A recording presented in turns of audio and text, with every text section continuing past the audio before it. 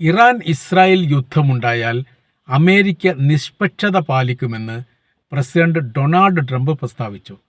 ന്യൂയോർക്കിൽ നടത്തിയ പത്രസമ്മേളനവുമായി ബന്ധപ്പെട്ട് ഒരു പത്രക്കാരുടെ ചോദ്യത്തിന് മറുപടി പറയുകയാണ് പ്രസിഡന്റ് ഡൊണാൾഡ് ട്രംപ് ചെയ്തത്. നിങ്ങൾ ചോദിക്കുന്ന ചോദ്യം ഞങ്ങൾക്ക് കൃത്യമാണ്, വ്യക്തമാണ് എന്ന് പറഞ്ഞുകൊണ്ടാണ് അദ്ദേഹം മറുപടി തന്നെ തുടങ്ങുന്നത്. 1967 അറബ് ഇസ്രായേൽ യുദ്ധവുമായി ബന്ധപ്പെട്ട സമയത്ത് കൃത്യമായിരിക്കും നിഷ്പക്ഷത പാലിച്ച രാജ്യമാണ് അമേരിക്ക.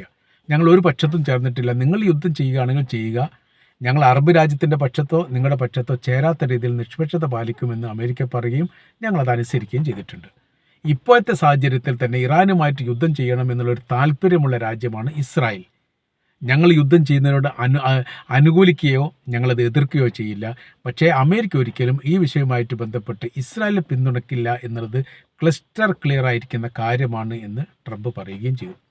ഇതോടെ ഇസ്രായേലിൻ്റെ താല്പര്യങ്ങൾ വീണ്ടും തകർന്നിരിക്കുന്ന രീതിയിലാണ് മനസ്സിലാകുന്നത് എന്നതാണ് ഇപ്പോഴത്തെ റിപ്പോർട്ടിനൊക്കെ പ്രാധാന്യമായ രീതിയിൽ വാർത്തയായിട്ട് പുറത്തു വരുന്നത്. അവർ പറയുന്ന കാര്യം ഏറെക്കുറെ ഇസ്രായേലിനോട് എല്ലാ കാര്യത്തിലും അമേരിക്ക പിന്തുണ അറിയിക്കുകയും പിന്തുണക്കാറുമുണ്ട്.